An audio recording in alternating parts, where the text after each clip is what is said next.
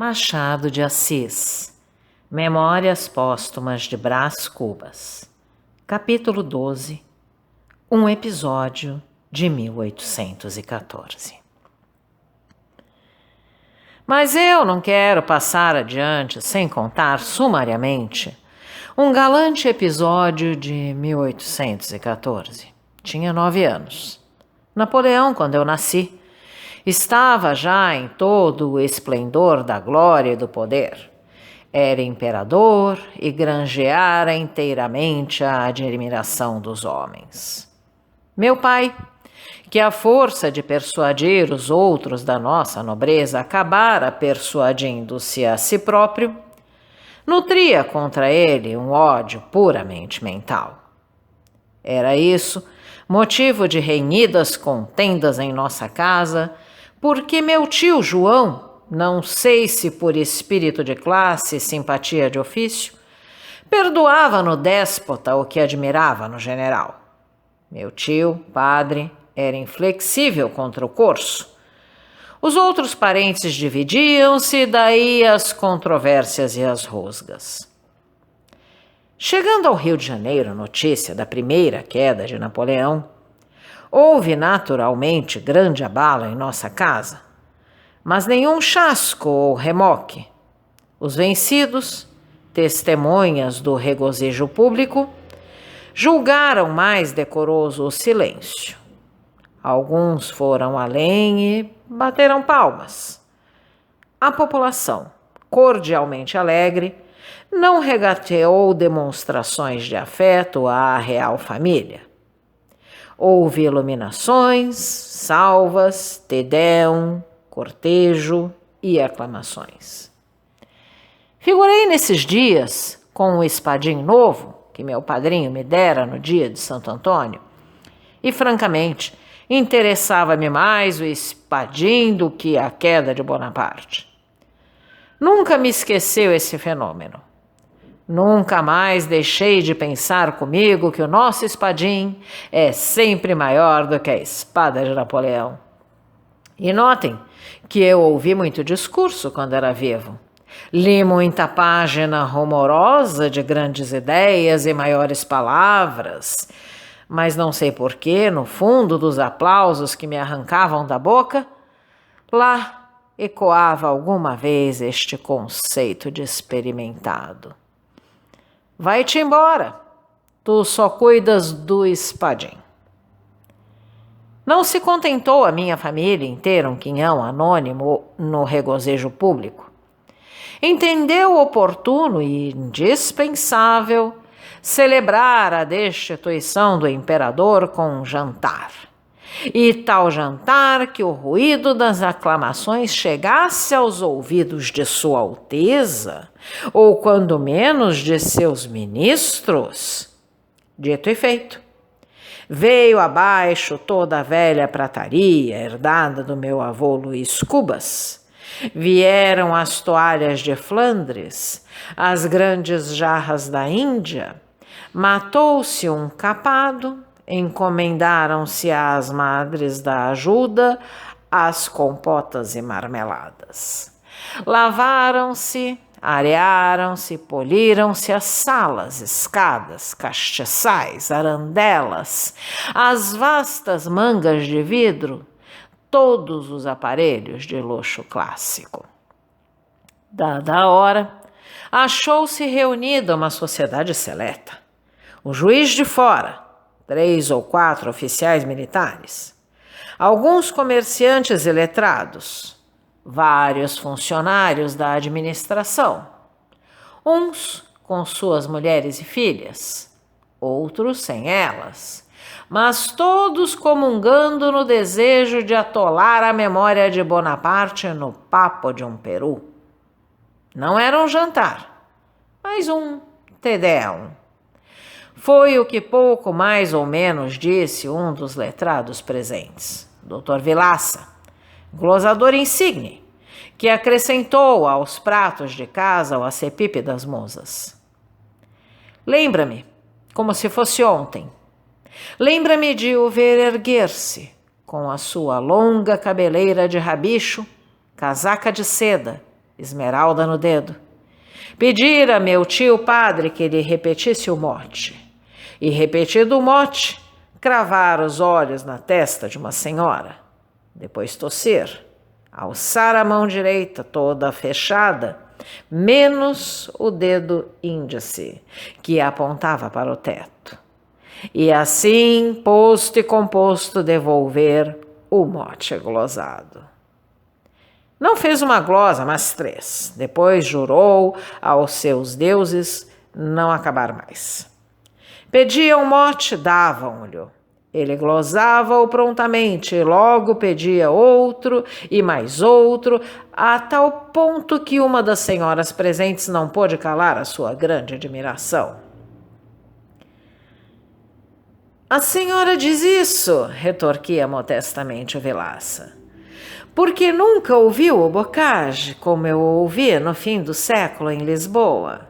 Aquilo sim, que facilidade e que versos! Tivemos lutas de 1 e 2 horas no botequim do Nicola, a glosarmos no meio de palmas e bravos. Imenso talento do Bocage. Era o que me dizia há dias a senhora duquesa de Cadaval. E essas 3 palavras últimas, expressas com muita ênfase, produziram em toda a assembleia um frêmito de admiração e pasmo, pois esse homem tão dado, tão simples, além de pleitear com poetas, discreteava com duquesas, um Bocage e uma Cadaval. Ao contato de tal homem, as damas sentiam-se superfinas. Os varões olhavam-no com respeito, alguns com inveja, não raros com incredulidade. Ele, entretanto, ia caminho a acumular adjetivo sobre adjetivo, advérbio sobre advérbio, a desfiar todas as rimas de tirano e de usurpador. Era a sobremesa. Ninguém já pensava em comer. No intervalo das glosas corria um burburinho alegre, um palavrear de estômagos satisfeitos.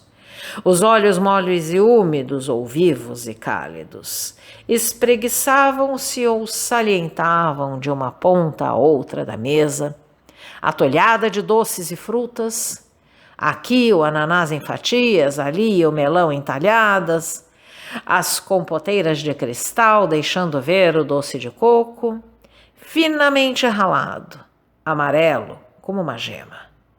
Ou então, o melado escuro e grosso, não longe do queijo e do cará. De quando em quando, um riso jovial, amplo, desabotoado, um riso de família, vinha quebrar a gravidade política do banquete. No meio do interesse grande e comum, agitavam-se também os pequenos e particulares. As moças falavam das modinhas que haviam de cantar ao cravo, e do menuete, e do solo inglês. Nem faltava a matrona que prometesse bailar um oitavado de compasso só para mostrar como folgara nos seus bons tempos de criança. Um sujeito, ao pé de mim, dava outra notícia recente dos negros novos, que estavam a vir, segundo cartas que recebera de Luanda. Uma carta em que o sobrinho lhe dizia ter já negociado cerca de 40 cabeças. E outra carta em que trazia-as justamente na algibeira, mas não as podia ler naquela ocasião. O que afiançava é que podíamos contar só nessa viagem uns 120 negros, pelo menos. Trás, trás, trás, fazia o Vilaça, batendo com as mãos uma na outra. O rumor cessava de súbito, como um estancado de orquestra, e todos os olhos se voltavam para o glosador. Quem ficava longe aconcheava a mão atrás da orelha para não perder palavra. A maior parte, antes mesmo da glosa, tinha já um meio riso de aplauso, trivial e cândido. Quanto a mim, lá estava, solitário e deslembrado, a namorar uma certa compota da minha paixão. No fim de cada glosa, ficava muito contente, esperando que fosse a última, mas não era. E a sobremesa continuava intacta. Ninguém se lembrava de dar a primeira voz. Meu pai, à cabeceira, saboreava a goles extensos a alegria dos convivas. Mirava-se todo nos carões alegres, nos pratos, nas flores. Deliciava-se com a familiaridade travada entre os mais distantes espíritos, em fluxo de um bom jantar. Eu via isso, porque arrastava os olhos da compota para ele e dele para a compota, como a pedir-lhe que me servisse, mas fazia-o em vão. Ele não via nada, via-se a si mesmo. E as glosas sucediam-se como bátegas d'água, obrigando-me a recolher o desejo e o pedido. Pacientei quanto pude, não pude muito. Pedi em voz baixa o doce, enfim, bradei, berrei, bati com os pés. Meu pai, que seria capaz de me dar o sol, se eu lhe o exigisse, chamou um escravo para me servir o doce, mas era tarde. Tia emerenciana arrancara-me da cadeira e entregara-me a uma escrava, não obstante os meus gritos e repelões. Não foi outro delito do glosador. Retardara a compota e dera causa à minha exclusão. Tanto bastou para que eu cogitasse uma vingança, qualquer que fosse, mais grande e exemplar, coisa que de alguma maneira o tornasse ridículo. Que ele era um homem grave, Dr. Vilaça, medido e lento, 47 anos, casado e pai. Não me contentava o rabo de papel, nem o rabicho da cabeleira. Havia de ser coisa pior. Entrei a espreitá-lo durante o resto da tarde, a segui-lo na chácara, onde todos desceram a passear. Vi-o conversar com Dona Eusébia, irmã do sargento Mor Domingues, uma robusta donzelona, que se não era bonita, também não era feia. Estou muito zangada com o senhor, dizia ela. Por quê? Porque, não sei por quê, porque é minha sina. Creio às vezes que é melhor morrer. Tinham penetrado numa moita. Era lusco-fusco, eu segui-os. Vilaça levava nos olhos umas chispas de vinho e de volúpia. Deixe-me, disse ela. Ninguém nos vê. Morrer, meu anjo. Que ideias são essas? Você sabe que eu morrerei também. Que digo? Morro todos os dias de paixão, de saudades. Dona Eusébia levou o lenço aos olhos. O glosador vasculhava na memória algum pedaço literário e achou este, que mais tarde verifiquei ser de uma das óperas do judeu. Não chores, meu bem. Não queiras que o dia amanheça com 2 auroras. Disse isto, puxou-a para si. Ela resistiu um pouco, mas deixou-se ir. Uniram os rostos e eu ouvi estalar muito ao de leve um beijo, o mais medroso dos beijos. Doutor Vilaça deu um beijo em Dona Eusébia! Bradei eu correndo pela chácara. Foi um estouro.